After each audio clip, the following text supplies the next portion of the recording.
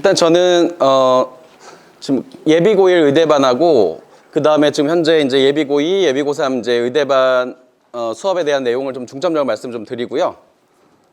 그 다음에 지금 일단은 예비고1부터 이제 교육 과정이 조금 바뀌기 때문에 그 부분도 좀 말씀을 좀 드릴게요. 그래서 지금 저는 서울대학교 졸업했고요. 지금 목동에서 미래탐구학원에서 의대반 이제 수업을 하다가 그 다음에 이제 2년 전부터 여기 YM 수학학원에 와가지고 지금 2년째 의대반 수업하고 있고요. 지금 이제 예비고1 의대반은 이제 1월 3일에 이제 개강을 준비하고 있습니다. 그래서 지금 의대반이라는 것이 사실은 뭐 대치나 목동에는 좀 있지만 이제 광명에서는 좀 생소하실 수도 있는데 이제 저희도 원장님이랑 제가 이제 처음에 만났을 때도 이제 광명에서도 의대반 수업 커리를 한번 만들어서 해보자. 그래서 목동으로 상위권 아이들이 많이 좀 가서 수업 듣는 아이들도 있어요. 근데 이제 여기서도 충분히 이제 그런 수업이 가능하다고 생각해가지고 그래서 이제 수업을 진행을 하고 있고 그 다음에 지금 현재 예비고 3이죠. 이제 지금 현재 고2와 고1 의대반을 맡고 있는데 그 친구들도 지금 학교는 대부분 진성 광북이 좀 많아요. 근데 이제 진성 광북 중에서도 지금 1등급을 받고 있고요. 그래서 지금 앞으로 이제 1월 3일에 개강한 예비고 의대반은 아직 학교는 이제 결정이 안 됐지만 지금 1학년 같은 경우에 솔직히 이제 의대 준비반, 의대반이라고 해도 이제 어떻게 보면 의대가 아니라 이제 다른 쪽 공학 쪽이나 이쪽에 상위권 노리는 학생들도 같이 공부를 하고 있습니다. 그래서 이제 그 부분에 대해서 좀 중점을 말씀드리고 그 다음에 이제 예비고1 아이들이 이제 고등학교 진학 앞두고 어떻게 준비를 해야 1등급을 좀 받을 수 있을까? 그런 부분 궁금하실 것 같으니까 그 부분을 또 말씀 좀 드리겠습니다. 지금 1등급을 위한 준비라고 일단 타이틀을 잡았는데요. 일단은 중학교는 뭐 아시겠지만 이제 절대 등급이니까 상위권 애들 잘하는 애들이 많아요. 그리고 특히 뭐 철산중이나 뭐 하북중에서 잘하는 애들이 많고 하는데 이제 그 아이들이 고등학교 올라왔을 때 물론 지금 예비고1이 조금 달라질 겁니다. 이제는 5등급제가 돼가지고 10%까지가 이제 1등급인데 지금 뭐 현재 고1, 고2 부모님들도 계시니까 고1, 고2 같은 경우는 지금 4%잖아요. 쉽지 않고 아이들이 학생 수도 줄고 그리고 학년이 올라갈수록 전학 가거나 뭐 자퇴하거나 이런 애들이 좀 늘어요. 그래서 학생 수가 조금씩 줄어요. 줄어가지고 1등급 학생 수가 조금씩 한 명씩 이렇게 좀 빠지긴 하는데 일단은 지금 광명고에서 이제 1등급 컷은 1학년 같은 경우는 확실히 이제 90점 초반 정도에서 많이 초중반에서 많이 결정이 되는데 2학년부터는 80점 초반도 아니라 더 떨어질 수도 있어요. 지금 이번에 2학기죠? 2학기 수투 같은 경우는 진성고 1컷이 70점대였어요. 70점대도 있고 그러다 보니까 이제 컷이라는 것 자체가 이제 상대평가니까 뭐 중학교 때처럼 뭐 그냥 무조건 다 90점 넘는다가 아니라 90점 넘으면 이제 웬만하면 이제 1등급에 가까운데 쉽게 출제가 되는 경우는 그것도 이제 1등급이 장담 못 하죠. 그러면 이제 고등학교 1학년의 첫 번째 중간고사 그 시험이 가장 컷이 높습니다. 왜냐하면 범위도 작고 아이들이 충분히 연습을 많이 했고 그렇기 때문에 그다음 선생님들도 일단은 이 아이들이 어느 정도 실력인지를 몰라요. 요즘 배치고사도 안 보고 하니까 그러니까 그때가 이제 좀 점수 인플레가 좀 심해요. 지금 현재 2학년이니까 2년 전에 이제 그때 진성고 1학년 중간고사 1컷이 98이었어요. 그때는 그래가지고 이제 조금 쉽게 냈었거든요. 근데 그때가 좀 잘하는 애들이 많다 보니까 98이 1컷이고 100점이 6명이고 100점이 4명이고 그 다음에 99, 98 이렇게 됐는데 그러기도 해요. 근데 그러다 보니까 그 다음부터는 바로 이제 조정이 들어갑니다. 그래서 지금 현재 2학년 진성고 아이들 같은 경우는 1학년 1학기 중간고사 이후에는 컷이 90점 넘은 적도 없고 다 80 초반이었어요. 계속 80 초반이었다 이번엔 70점대로 떨어지기도 하고 그래서 이제 상대적으로 학교에 따라서 좀 보셔야 되는데 그래서 이제 등급 컷을 그렇게 좀 예상을 하시면 되겠고 이제 특히 아이들 같은 경우도 이제 좀 연습을 시키니까 좀 어려운 학교를 진학한 아이들이나 아니면 저희 의대반 수업 같은 경우는 일단 목동이나 강남에 좀 어려운 학교 거도 연습을 시켜요. 똑같이. 그러면 이제 처음에 특히 초반에는 부모님들도 그렇고 아이들도 그렇고 생전 처음 받아본 점수가 나올 때도 있어요. 연습이니까 이제 왜냐면 그걸로 시험 보는 게 아니잖아요. 그러니까 연습 때는 지금 제가 어제도 이제 의대반 수업하고 했었는데 지금 1학년 아이들이에요. 처음 시험 테스트 봤을 때 50점대 나온 아이들도 있어요. 저희 학원 테스트에서. 근데 그게 기출 테스트예요. 근데 이제 실제로는 저희 대학 고등학교 가가지고 이제 1등급 나온 아이들도 있는데 그래서 이제 일단은 점수가 중학교 때랑 되게 차이가 나게 널뛰게 할 수가 있고 시험 난이도에 따라서 엄청 어려우면은 내가 뭐 70점대, 80점대 나와도 1, 2등급도 가능한 점수가 나올 수 있다. 그걸 좀 말씀드리고요. 그 다음에 두 번째가 이제 내신 1등급을 목표로 하면 선행은 어디까지 해야 되는가. 자, 요건데요. 선행은 사실 이제 아이가 소화할 수 있는 만큼 하는 게 맞아요. 이제 보면은 특히 이제 제 의대반 아이들 이제 받다 보면은 선행을 뭐 미적분까지 지금 이제 9과정 미적분이죠. 지금 바뀐 거 미적분 2 끝까지 다 했다. 뭐 이런 친구들 있는데 사실 보면 깊이가 그렇게 깊지 않은 아이들 꽤 많습니다. 그래서 제 생각에는 이제 선행을 많이 안 나가더라도 선행을 많이 못했어도 뭐 고1 과정까지만 해도 괜찮아요. 고1 과정까지만 하고 고2 과정은 이번에 겨울방학 때 고2 1학기 과정 그 정도만 해도 자기가 충분히 소화할 수 있고 응용해서 풀 수 있으면은 선행은 나중에 그 여름방학이나 겨울방학에 충분히 따라잡을 수가 있어요. 근데 이제 그거를 미리부터 그냥 너무 말 그대로 하나 다음 스테이지 깨듯이 하나 하고 다음 거 하고 계속 그 다음에 몇 번 돌린다고 해도 거기가 이제 구멍이 뚫리면 오히려 더 위험해져요. 그러면은 이제 아이들이 아는 건 많은데 실제로는 구멍이 숭숭 뚫려 있으니까 틀린 걸 계속 또 틀리고 그 다음에 어떤 건 맞고 점수가 들쑥날쑥하죠. 자기가 잘 이해하고 있는 부분은 잘 나오고 아닌 부분은 또 안 나오고. 그래서 제가 이제 특히 이제 지금 바뀐 교과 이제 미적분 1이죠. 예전 수학 2 그 미적분 수업할 때 항상 이제 개념 강조하면서 처음에 이제 아이들 선행 좀 했다고 하니까 이제 물어봐요. 그래서 니네 미적분 배웠다면서 그럼 미분이 뭐지? 그래서 간단히 그냥 오리엔테이션처럼 얘기해 보면은 이제 그래도 곧잘 대답을 하는데 이제 공부를 좀 덜한 친구들 같은 경우는 일단은 글쎄요 뭐 기억이 공식 쓰면 되는데 잘 기억이 안 나요. 약간 이런 친구들이 있고 그 다음에 이제 거기서 미적분이라는 것 자체가 이제 그냥 그 접선 기울기 구하는 겁니다. 이런 식으로 이제 딱 정확하게 개념을 잡는 친구도 있는데 아까 말씀드린 제일 위험한 친구가 이제 그냥 공식 쓰면 돼요. 이런 친구들이 제일 위험해요. 그냥 아예 모르면은 그냥 모르면 다시 하면 돼요. 근데 이제 공식 써서 그냥 대입하면 되는데 그리고 또 제일 위험한 게 뭐 공식에서 그 나온 그 결과물만 가지고 그렇게 그냥 풀어버리면은 아이들이 이제 개념이 안 잡히니까 거기서 이제 자기는 잘 안다고 생각하는데 그 다음 계속 틀리고 그리고 이제 또 약간 이제 아이들이 이해가 안 될 때 그냥 외워버리는 아이들이 가끔 있어요. 그러니까 풀이를 그냥 외워요. 그러니까 선행을 나가니까 잘 모르는데 주위 친구들이 막 다 이해하는 것 같으니까 괜히 뒤처질 것 같아가지고 그냥 외워가지고 한 친구들도 있어요. 그러면은 뭐 중등부나 이런 데서 학원 테스트 같은 경우는 잘 나오지만 실제로 한번 얘기를 해보면은 잘 안 따라올 때도 있거든요. 그래서 선행학습은 제가 보기에는 아이가 그냥 소화할 수 있는 만큼만 하셔도 되고 왜냐하면 지금 일단은 고등 내신에서 지금 1등급부터 이제 차곡차곡 지금 쌓아 올라가고 그 다음에 수능까지 아직 많이 남았잖아요. 지금 제가 많이 본 것 중에서도 중등부에서 선행이 많이 안 돼서 일단은 저희가 학원 편제상 일단 받을 때는 반 레벨로 받을 때 입반 테스트가 있잖아요. 테스트도 있고 그 다음에 이제 어느 학원이든 마찬가지겠지만 이제 선행도 이제 중점적으로 해서 반이 편제가 돼요. 근데 보면은 선행이 많이 안 된 친구들도 고등학교 올라가서 거기서 이제 1등급 나온 친구도 꽤 많아요. 오히려 역전이 된 거죠. 그래가지고 선행 많이 해가지고 뭐 반 이름은 예를 들면 스카이반인데 실제 거기서 1등급이 안 나오고 그 밑에 하이퍼반인데 거기서 1등급이 나오고 이럴 수도 있어요. 그러니까 선행은 아이가 지금 완전히 소화할 수 있을 만큼 그 정도까지 하면 되고요. 그럼 소화하는 정도가 이제 어느 정도냐? 만약에 그 과정에 이제 대표적으로 많이 연습하는 중학교 연습하는 뭐 센이나 뭐 이런 문제지 있잖아요. 유형서 문제지. 유형서 문제지를 풀렸을 때 정답률이 그래도 한 80%는 나와야 소화하고 넘어간다고 생각하시면 될 것 같아요. 뭐 여러 번 돌렸는데 뭐 수투를 예를 들어서 한 두세 번 했는데 정답률이 50%도 안 된다. 그러면 사실 뭐 그냥 다시 해야죠. 그거는. 다시 해야 되기 때문에 그래서 지금 그렇게 좀 생각하시면 되고 선행을 너무 빨리빨리 그 다음 거 언제 나가요 이렇게 좀 안 하셔도 될 것 같아요. 자, 그 다음에 이제 심화학습과 킬러 문항 해결의 상관관계인데 킬러 문항이라는 게 이제 요새 언론에 하도 많이 나오다 보니까 많이 이제 익숙하세요. 그런 표현들이. 원래 이제 학원 쪽에서 많이 쓰던 말인데 킬러 문항 자체가 이제 뭐냐면 말 그대로 최상위권 변별력을 두려고 만드는 문제예요.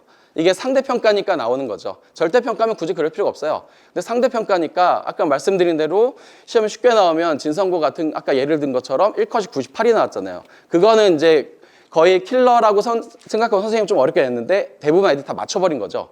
그러니까 이제 고민하다가 이제 선생님이 킬러를 내는데 그렇다고 교육과정을 넘어서면 안 돼요. 교육과정 넘어서면 또 재시험 대상이 돼요. 그래가지고 재시험 보고 막 이런 경우도 좀 있고 그러면 이제 킬러 문항 대부분 뭐냐면 모의고사 변형으로 많이 출제를 하십니다. 일단 선생님들도 그냥 맨땅에서 이제 만들기는 어려우니까 모의고사 킬러 중에서 변형을 하죠.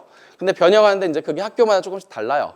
이제 예를 들어서 뭐 광명이나 광복 같은 경우는 학교 프린트를 많이 줍니다. 프린트 주고서 거기서 주로 바꾸고 진성고도 프린트가 좀 주긴 하는데 진성고는 좀 해마다 좀 다를 때도 있어요. 전에는 어떻게 출제를 했냐면 2개 모의고사 문제를 합쳤어요. 합쳐가지고 킬러를 또 새로 만든 거죠. 그러니까 하나의 문제에서 숫자만 바꾸고 이렇게 내는 학교도 있는 반면 상위권 학교들 같은 경우는 문제를 좀 재창작도 많이 하세요. 두세 개를 막 섞기도 하고 그 안에서 조건을 완전 반대로 가기도 하고 하니까 그러니까 이제 뭐 학교에 프린트를 줘서 공부한다고 해도 그걸 또 외우는 건 위험합니다. 그래서 그거를 여러 번 풀면서 이제 이해를 하고 그렇게 넘어가야 되고 그 다음에 그 이제 킬러 문항을 이제 풀려면은 사실 시간이 오래 걸릴 수밖에 없어요. 그 문제를 왜냐면 낯이 익다고 해도 거기서 많이 변형이 되면은 고민을 하고 풀어야 되는데 그렇다면 이제 시간이 확보가 돼야 되잖아요. 아이들이 이제 항상 하는 말이 시간만 좀 더 있었으면 시간이 부족했어요 하는데 그러면 시간은 이거를 변별력을 시간으로 맞추는 학교들도 있어요. 그냥 어렵게 내는 게 아니라 그러니까 뭐 어떤 쉽게 나오고 그 다음에 좀 어렵게 나온 게 아니라 선생님이 출제하고서 풀어봤을 때 출제자가 풀었을 때 되게 빠듯하다. 그러면 아이들 풀면 무조건 시간 모자라거든요. 그런 식으로 해가지고 그 최고 점수를 거의 80점대, 70점대를 맞추는 그런 학교들도 있어요. 그러니까 이제 시간을 그러면은 어떻게 좀 단축을 시킬 수 있느냐. 당연히 지금 여기 네 번째에는 시간 배분 연습. 이거는 필수예요. 아이들이 이제 문제 풀 때도 연습을 좀 해야 돼요. 그냥 뭐 밥 먹고 문제 좀 풀다가 그 다음에 잠깐 쉬었다가 또 풀다가 이런 게 아니라 문제를 풀 거면은 최소한 저는 이제 아이들한테 얘기하는 게 한 10문제에서 20문제 그 정도 딱 끊어가지고 한 문제를 보통 아무리 어려워도 한 2분 정도로 잡고 왜냐면 보통 22문제에서 50분 줍니다. 그러면 한 문제당 한 2분 정도에 끊어야 돼요. 그러면 이제 쉬운 거는 조금 더 빨리 풀어야 되죠. 그래서 아이들이 이제 숙제를 하거나 아니면 공부할 때도 스탑워치를 좀 활용해서 내가 이제 예를 들어 뭐 숙제가 예를 들어 30문제다. 그러면 이제 여기서 한 번에 다 풀긴 너무 시간이 어렵다면 10개 딱 끊어가지고 10개에서 한 15분에서 20분 딱 재고 그 다음에 풀고 그 다음에 다 못 풀어도 시간 되면 멈춰요. 멈추고 나서 그 시간 안에 당연히 다 풀리지는 않을 거 아니에요. 풀다가 막히는 거 있으면 바로 넘어가야죠. 시험 볼 때도 마찬가지예요. 그거 계속 잡고 있다가는 시간 초과됩니다. 그래서 넘어가면서 그렇게 배분 연습을 평소에 그 숙제하거나 이럴 때도 그렇게 습관이 돼야 돼요. 그러면 이제 아이들이 학교 시험 볼 때도 뭐 긴장이 되긴 하겠지만 본능적으로 알아. 이거 너무 오래 걸리고 있다. 이 느낌이 와요. 그럼 바로 또 시간 확인하면 빨리 일단 체크하고 넘어가고 이렇게 지금 연습을 해야지 중학교 때처럼 그냥 다 100점 맞고 시간 남고 이런 시험이 아닙니다. 그래서 시간 배분 연습이 필수고 그 다음에 그래서 저희는 학원에서 테스트를 볼 때 이제 똑같이 봐요. 그래서 기출문제 아까 테스트 볼 때도 서술형까지 있고 50분 똑같이 시간 주고 딱 시간에서 푸는 건데 그러면 이제 거기서 서술형에 또 걸리잖아요. 서술형에서 이제 또 배점이 큰 학교들도 많은데 시간 배분 연습할 때 서술형 그럼 어떻게 해야 되느냐. 서술형은 일단은 제가 이제 서술형만 보통 숙제로 하진 않으니까 테스트를 학원에서 볼 때는 서술형 같은 경우는 보통 한 문제 일단은 5분 정도 일단 잡아놓고 그 다음에 미리 시간을 세이브합니다. 예를 들어 20문제 중에서 서술형이 3문제가 있다. 3문제가 있는데 그러면은 전체 50분 중에서 15분을 미리 딱 잡아놓으면 35분 됐을 때 객관식 풀다가 멈추고 서술형 넘어가야 돼요. 넘어가고 그 다음부터 서술형 작성을 하죠. 근데 서술형 작성은 어떻게 하냐면은 처음에 특히 이제 예비고일 학생들이 좀 많이 오해하는 게 좀 이쁘게 쓰려고 시험지에 쓰고 옮겨 적으려고 해요. 그럴 시간 없어요. 답안지에다 바로 써야 돼요. 답안지에다 바로 쓰고 막히면은 바로 이제 찍찍 긋고 그러면서 바로 쓰고 그 다음에 이제 거기다가 식만 당연히 쓰면은 감점 당할 수 있어요. 중간에 이제 그 연결고리가 좀 있어야 되기 때문에 그러면은 이제 서술형은 예를 들어 15분 전에 3문제가 있다면은 넘어가요. 서술형 이제 쓰기 시작하죠. 답안지 직접 씁니다. 거기도 이제 분명히 막히는 게 있겠죠. 그러면 쓰다가 지우지 말고 그냥 놔둬요. 왜냐하면 서술형은 부분 점수가 있어요. 답을 안 맞춰도 중간 과정이 맞으면 부분 점수가 있고 특히 진성은 요새 배점이 지금 2학년 같은 경우는 10점짜리 3개를 내고요. 그 다음 1학년은 좀 배점이 뭐 8점, 7점, 8점도 있는데 그러면 예를 들어 10점짜리 중에서 되게 세분화시켜요. 어디까지 쓰면 2점, 어디까지 쓰면 또 2점, 2점 이런 게 있으니까 막혔다고 못했다고 해서 다 지울 필요 없고 그냥 넘어가고 그 다음 거 풀고 이렇게 갑니다. 그럼 아까 5분을 잡은 건 넉넉하게 잡은 거예요. 그러면 이제 서술형 다 썼으면 빨리 이제 다시 넘어와야죠. 넘어와서 객관식 풀던 거 마저 푸는데 그리고 서술형이 최근 이제 광명 트렌드가 서술형의 킬러는 잘 안 내요. 서술형의 배점은 크지만 생각보다 풀만 하거든요. 그러니까 이제 그거를 연습이 안 된 친구는 앞에서부터 막 풀다가 서술형 이제 못 풀었는데 10점짜리 3개인데 다 앞에 거보다 쉬워요. 그러면 이제 거기서 점점 확 깎이는 거죠. 그래서 그런 거를 연습을 해야 되는데 사실 서술형 연습은 집에서는 좀 하기 힘들어요. 이제 서술형도 사실 보면 문제지 같은 데 보면 뒤에 해설 보면은 채점 기준표도 있어요. 해설지 답안지에도 보면은. 근데 이제 그것까지 해서 자기가 이제 채점할 때도 그리고 또 이제 아이들이 채점할 때 보면 가끔 그런 게 있어요. 혼자 이제 문제 풀고 채점하면 이건 실수니까 다음에 안 할 거야. 맞은 거.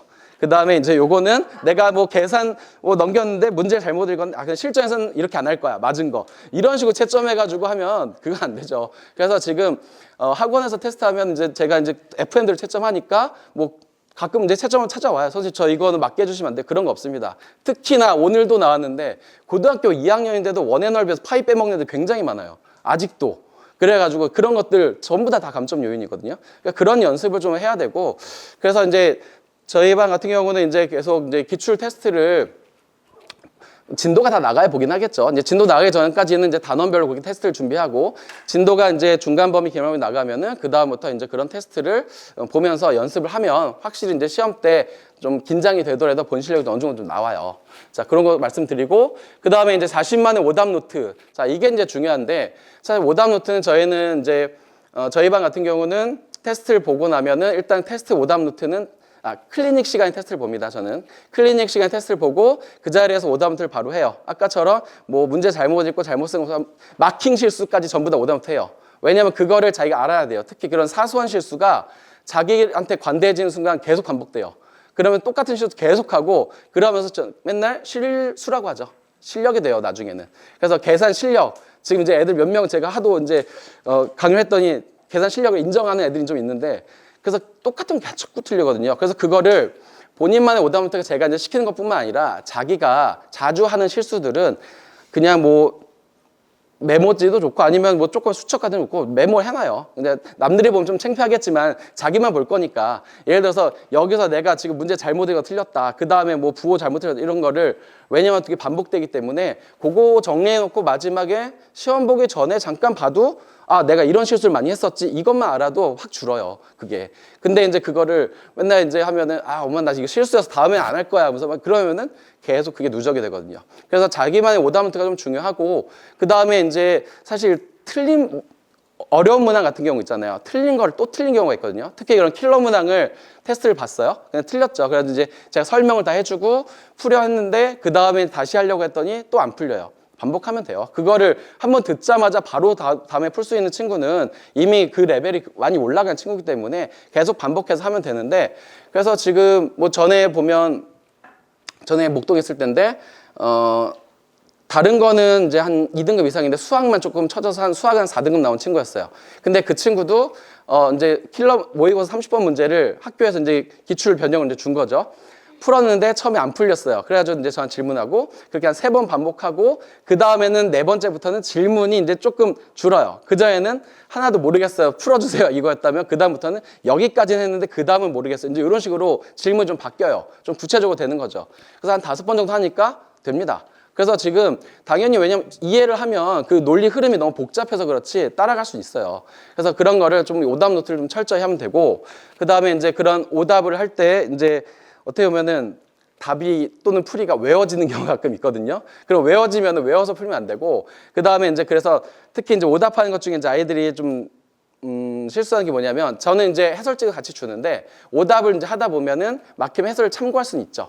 참고할 수 있는데 그걸 옆에 펴놓고 한 친구들이 있어요. 그럼 절대 실력 안 늡니다. 펴놓고 하면 계속 눈이 글로 가요. 그러면 거의 받아쓰기예요, 그러면. 그건 아니고 그러면서 어떻게 쓰라고 하냐면은 만약에 막히는 게 있으면 잠깐 힌트는 볼 수 있죠. 다시 덮고 그 다음에 덮고 나서 그다음 풀다가 또 막히면 일단 봐요. 그러다 풀었죠. 그러면 그 다음에는 다시 처음부터 한 번 더 풀어야 돼요. 왜냐면 중간중간 힌트를 얻은 거는 제가 시험 볼 땐 그렇게 할 수가 없잖아요. 그러니까 중간중간에 내가 막힌 거는 이제 힌트를 얻고 했으면 자, 그러면 이제 그 다음 오답 다시 처음부터 해보자. 다시 해봐야죠. 그래서 자기 힘으로 끝까지 다 풀어야지 그 오답이 완성이 되는 거예요. 근데 그럼 사실 시간이 꽤 오래 걸리거든요. 근데 이제 그렇게 해야지 실력이 조금씩 올라가요. 점수가. 그래서 제가 이거를 아이들한테 항상 얘기해도 초반에는 잘 따라하다가 시험이 다가올수록 암기 과목 해야 돼요. 수행 평가해야 돼요. 하면서 그러면서 점점 이제 오답을 약간 점점 그렇게 공을 들이던 거를 좀 소홀히 하더라고요. 근데 그것만 잘해도 지금 아이들이 이제 점수가 올릴 수 있고 사실 이제 가끔 물어보는 아이들이 있어요. 어떻게 해야지 성적이 오르나요? 별거 없습니다. 지금 일단은 남들 놀 때 일단 공부 좀 하시고 지금 왜냐면 남들 놀 때 남들 다 할 때 똑같이 하는 거는 같은 거예요. 근데 이제 아마 고1이나 지금 뭐 고3도 마찬가지인 것 같은데 학교에서 쉬는 시간에 사실 공부하는 애들이 최상위권 아이들 말고는 잘 없어요. 왜냐면 분위기가 안 된다고 하는데 근데 지금 그 분위기가 안 됐어도 그 안에서 일단은 공부하려고 한번 노력을 해봐요. 안 되면은 그 시간에 그냥 쉬면 돼요. 그냥 자든지. 근데 그 시간에 이제 뭐 열심히 뛰어다니고 놀고 하면 당연히 피곤하고 수업 시간에 졸고 계속 악순환이 됩니다. 그 다음에 틀린 거 안 틀리면 돼요. 그게 이제 오답노트 작성인데, 그래서 그런 식으로 오답노트를 계속 자기만의 오답노트를 만드는 게 중요합니다.